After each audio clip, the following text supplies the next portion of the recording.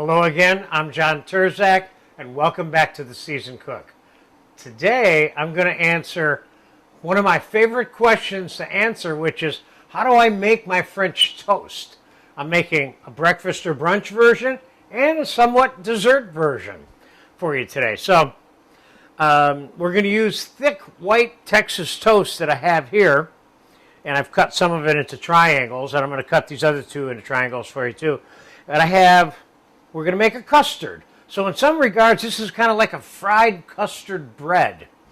Now, could you use this custard mix to make thin slices, sautéed the way it's often, I would consider, traditionally made in America in a sauté pan? Yes, you can. So you can use this custard for any one of your particular French toast recipes also, okay? So I have 11 egg yolks here in this bowl, and I'm going to put my last egg yolk in here. So now I have a dozen egg yolks, and I'm going to put about half a cup of powdered sugar.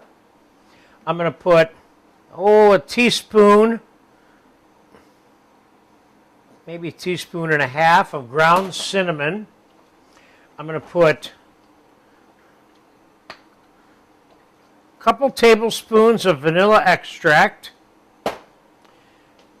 and let's give that a quick mix before we add the cream so that the sugar gets completely absorbed into the egg yolk.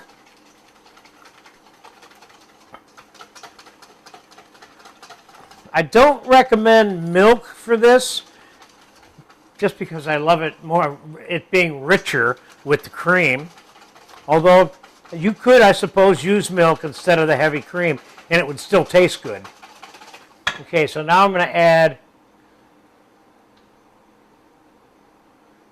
2.5 cups of heavy whipping cream.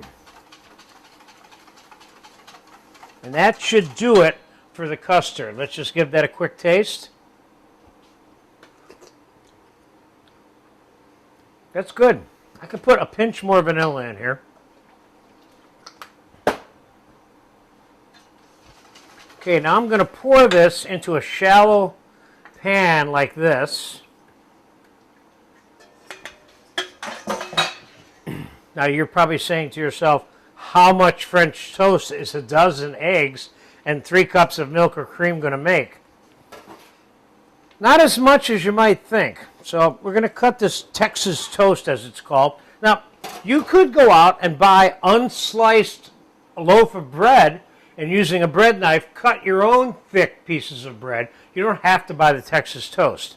So let's set this, or some of this, into the mixture to absorb.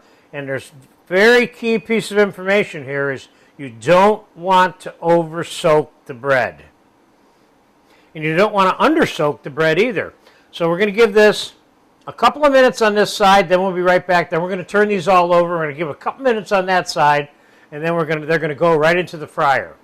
Hopefully we can get them all in there. If we can't, whatever doesn't fit into that fryer, we'll take out of this custard so it doesn't keep absorbing the custard. You don't want to over soak, the bread will fall apart. So we'll be back in a couple minutes. Okay, it's been soaking for about 2 or 3 minutes. Now I'm going to turn it over. Remember now, like I said, once this bread is done soaking, you need to get it out of this custard, whether it goes in the fryer or not, immediately. So the bread doesn't get, I don't know, what's the word? Custard logged?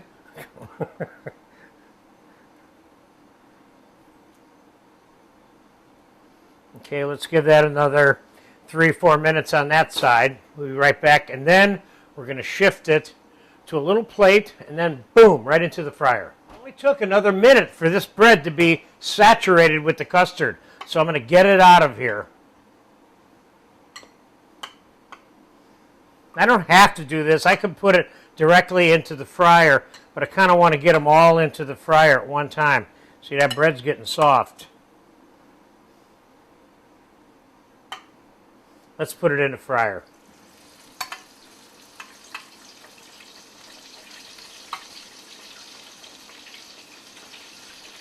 I'm going to fry it until it's brown on one side.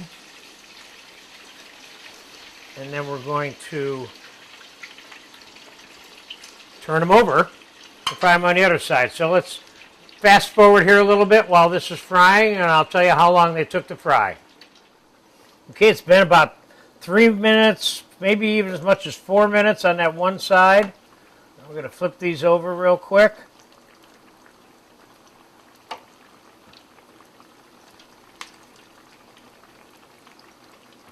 Looking good. Looking good. Now I've got a pan here with paper towels on it, so I have something to drain these on before they get transferred to the plate we're going to actually eat off of, okay? So I'll be back in a couple of minutes, so we'll pull these out, and we'll put these other 6 in, just for fun. Okay, it's been about 3-4 minutes on the other side. These bad boys are done.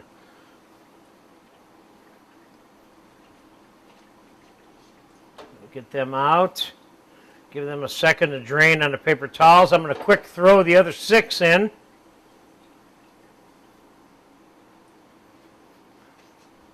And fry all these. And then as soon as these are done, I'll come back and we'll put a couple of plates together. One with some berries and some maple syrup and some powdered sugar and some creme anglaise vanilla custard sauce. And another one with some chocolate sauce and some ice cream sauce and some of that drunken fruit compote that you may have seen me make.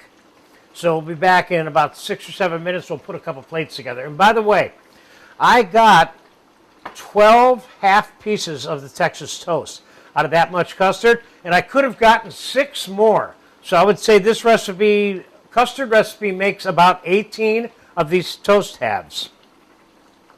So I'll be back as soon as these other ones are done frying. Okay, the French toast is all done frying. Let's assemble a couple of plates here. First, we're going to do a little breakfast version here. Now, I would say that 4 of these pieces of French toast is definitely a breakfast, okay? Now, I'm going to put a little bit of vanilla sauce on this plate. Over on this side, some creme anglaise, which you have a video for. I'm going to put some straight up maple syrup over here, and of course you'll do this the way you want when you're making and about to eat this. You can put sliced bananas, you can put strawberries on this if you want. I would call that my simple version of straight up breakfast French toast there, okay? It's the custard flavor that will make you crazy that's inside this bread, okay? So there's our simple breakfast or brunch version, okay? And like I said, strawberries and bananas go very well with this also. Now let's make what we'll call a dessert, a little bit more elaborate version. Let's take and let's kind of lay these so we have a pocket in the middle. And right in the middle of this, I'm going to put some of the drunken fruit compote. So now this is becoming a little bit more complex in terms of the fruit addition, and I'm seeing this more as a dessert version, like I said, okay?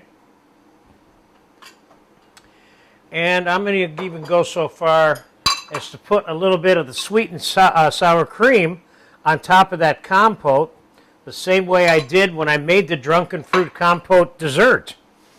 And we're going to put ice cream sauce, which I made a video for you for, around this. Remember now, this is a dessert version here that I'm making for you. And let's put a little chocolate sauce over this whole thing. And could we put a little bit of maple syrup in here just for fun? Yes. And we're going to hit this with some powdered sugar. And this is a little bit more desserty. Could I put a scoop of actual ice cream in that hole and then put the fruit on top of it? I certainly could. So there you have it. Here's more of a desserty version of the same breakfast version that's over here. I love this French toast. And we're going to sit down and eat this stuff to death as soon as that camera gets shut off. Thank you.